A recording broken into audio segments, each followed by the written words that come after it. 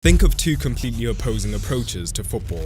Did your mind immediately jump to high possession approaches versus low possession approaches? Catenaccio versus attacking football. Sure, those are opposites, but they're also predictable opposites. And we've seen that story 1,000 times. One team hoards the ball and the other sits deep and counters. What's far more fascinating is what happens when two teams want exactly the same thing: total control of the ball and the opponent. But their visions on how to achieve that couldn't be more different. When both teams refuse to sit back, when both demand to dictate the game, and when both sides are committed to showing their football philosophy is the apex, you get a clash that is about so much more than the final scoreline. This is the story of December 22nd, 2023, when those two visions collided on one of the biggest stages in club football.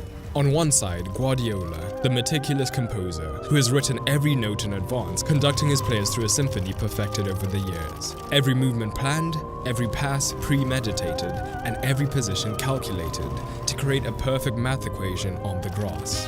On the other, Fernando Diniz, the jazz conductor who gives his musicians the freedom to improvise collectively in real time. Where Guardiola writes his sheet music, Diniz gives his players the freedom to create jazz in real time. Where Guardiola demands precision, Diniz embraces beautiful chaos. The fixture read Manchester City versus Fluminense, but the real contest was between positionism and relationism. Two entire schools of tactical thought competing for the biggest trophy.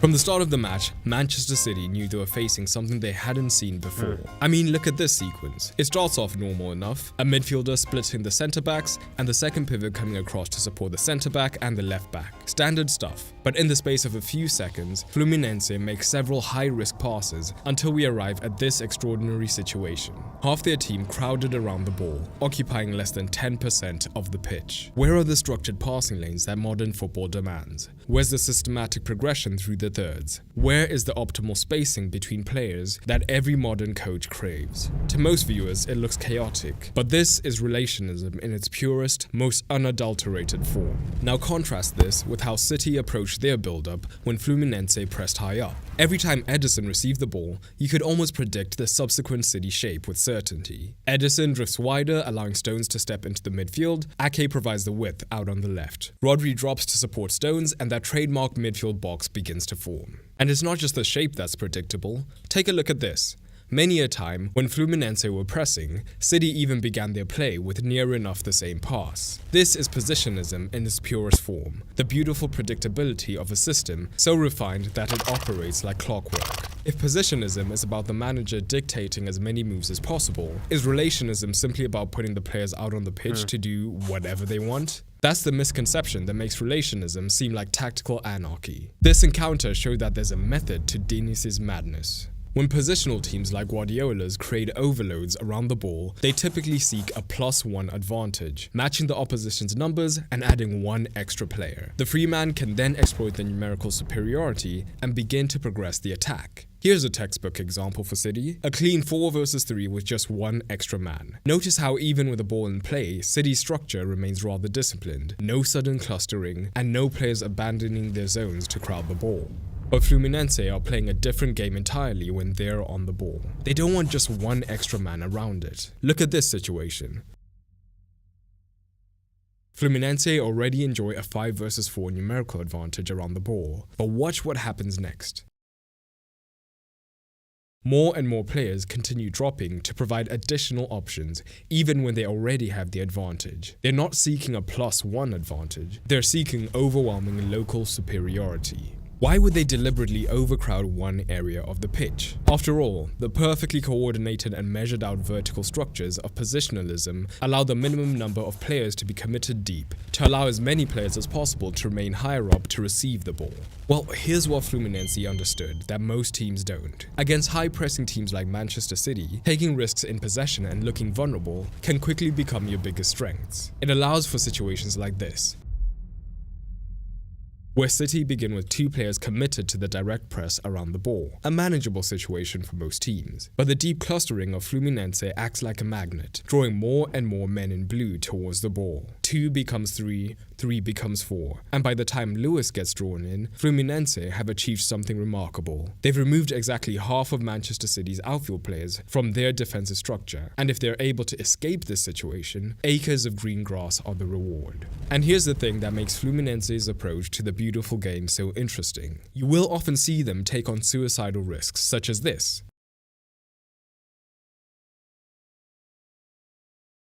Or even this.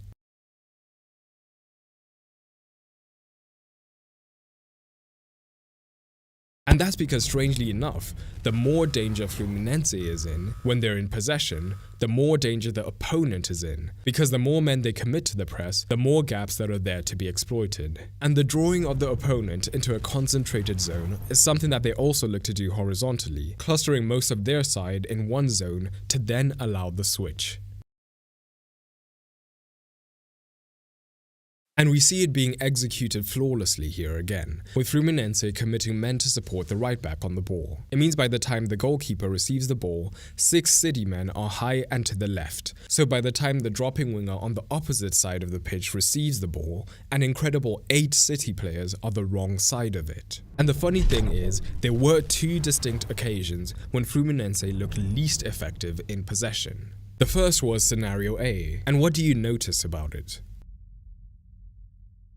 Fluminense are on the ball in deeper zones, looking to draw City high up the pitch. But, for the most part, City prioritized maintaining their defensive structure and simply refused to engage with Fluminense, meaning that their defensive shape did not collapse, and Fluminense are unable to draw City into the press. And eventually, City do win the ball back. But we also had scenario B, where rather than trusting their usual slow build-up play to first lure City in, Fluminense looked to be much more vertical before fully drawing in the likes of the double pivot. So, because City is still well structured, by the time they look for that vertical pass, a turnover is the result. So what we can see now is that Fluminense do have broad principles, take risks to get men around the ball and create space elsewhere on the pitch. Their goal is not just to let players do whatever they want on the ball. And this stands in stark contrast to City's approach here, where we see their midfield maintaining their rough box structure. And while City certainly do get numbers around the ball to support the man, it's primarily done within the confines of their structure.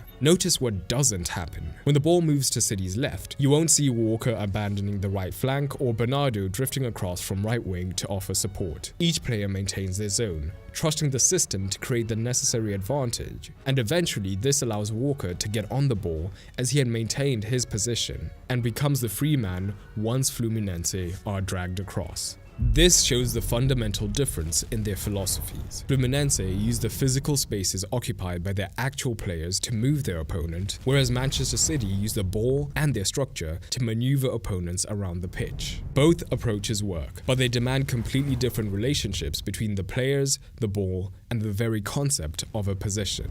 So if relationism can create such problems for elite teams, why hasn't it become more widespread? Well, it's because positional play does have a load of advantages. The first is by having players in roughly predefined positions in specific game situations, it allows automatisms to begin to form. These are those instant, almost telepathic understandings between teammates that make complex moves look effortless. Take a look at some of Fluminense's build-up situations that we spoke about prior.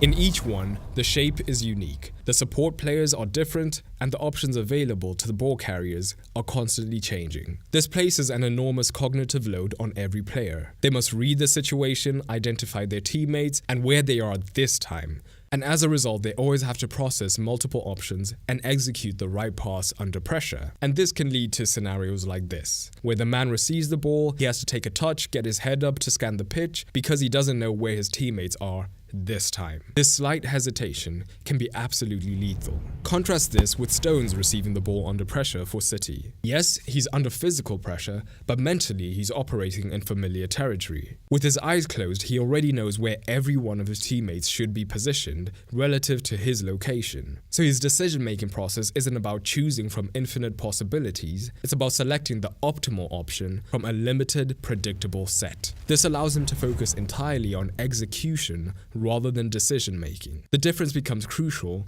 when margins are tight and the pressure is intense. And here's another massive advantage of positional play. When they do play against a team whose defensive structure plays into their hands, they become truly devastating. And that's exactly what happened in this encounter. The 3-box-3 was almost custom made to hurt the Brazilian side, especially because in their 4-4-2 defensive shape, they were not passive with the forwards looking to sit on the pivots. Instead, those forwards looked to push up onto the centre backs. This meant that City's structure created the potential for a 3 versus 2 overload in the first phase and a 4 versus 2 in the midfield, as well as a potential 5 versus 4 against the backline when the midfielders moved into the half spaces. Not a good situation for the Brazilians.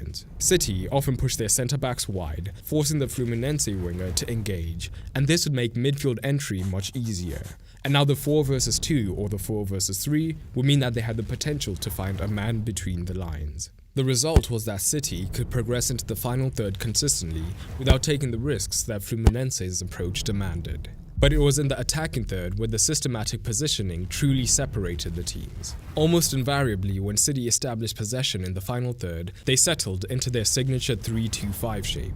The free eights occupied the half spaces, creating systematic problems for any team defending with a back four. This shape presents defenders with an impossible choice. The fullback must pick up 2 players simultaneously, stay narrow and give the winger space out wide, or step out early and leave the dangerous gaps in the half space. Both options have devastating consequences when executed with City's precision. And again, we come back to the idea of automatisms and the advantages of predetermined movements. When the fullback initially stays narrow, the winger receives in space with a clear picture. The automatism dictates that the free eight will make a run into the half space, and if this run gets tracked, typically by the fullback tucking in or a midfielder dropping back, it creates the room for the winger to drive infield. But the more lethal scenario occurs when the half space run goes untracked. The winger can then immediately find his teammate, who can then drive into the cutback zone, drawing the centre back out of position and creating high value scoring opportunities. We see this systemic destruction for City's final goal. City established their usual midfield shape, and the moment the ball reaches the winger, Nunes automatically makes the run behind the fullback. This draws the centre-back across, creating the space that Alvarez exploits for the finish. And the second goal demonstrates the opposite scenario perfectly. The fullback gets drawn to the winger early, creating a massive gap between him and his centre-back partner, with City's midfield superiority forcing a Fluminense midfielder to press Rodri. Because the structure is so ingrained, Rodri knows where his teammates are. The fullback is on the winger, so that must mean that the man in the half space is free, and he slides the ball into Foden, leading to the goal. But there is another glaring problem with Diniz's approach, and perhaps the fundamental reason relationism has yet to fully go mainstream. If you ask most managers whether they want to be highly structured when they're in possession, you would get a mixture of answers. But if you ask them if they want to be highly structured out of possession, the vast majority would say yes. Even Fluminense in this game, when out of possession for long spells, defaulted to a highly compact and very clear 4-4-2. But the problem is, Fluminense cannot just instantly morph from this highly unstructured in-possession play to highly structured defensive play in the out-of-possession phase. There is a very ugly and very important in-between transitional phase. See, when attacking, positional teams tend to maintain relatively even spacing, and roughly speaking will maintain their positions with support for the man in possession only coming from nearby teammates, meaning that it's much rarer to get into those situations where half the team is clumped in one zone of the pitch. So this combination of overall structure, but support around the ball, means that when a positional team loses the ball, they have the immediate numbers to immediately counterpress and try to win it back early. But here's the key. The overall structure means that their rest defense is well taken care of. So even if the immediate press is escaped, there is a second layer of defense to protect them. But Fluminense's commitment to swarming the ball creates a completely different problem. Just look at this disaster in the very first minute. 1, 2, 3, 4, 5, 6, 7 players are concentrated in this zone. When Marcelo's pass goes wrong, City don't need some intricate passing move to get into a dangerous zone. There's basically half a football pitch with nobody in it. So when Ake intercepts, it's like he has an invitation to stroll forwards and take a shot, and this does lead to the opener. And this wasn't an isolated event. Every time Fluminense moved into a hyper-overload, if City won the ball back, it was far too easy to immediately rip through the heart of Fluminense.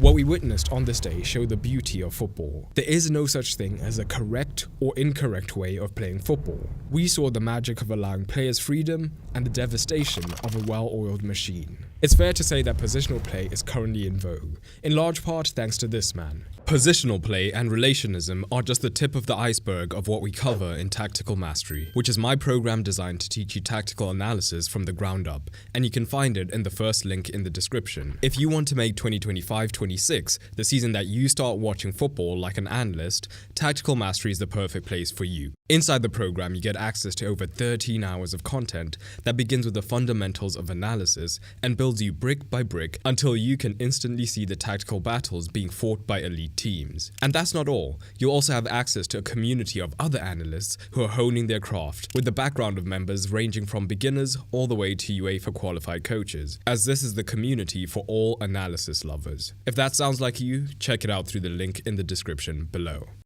To take a deeper look at how he's helped shape the modern game, check out this video.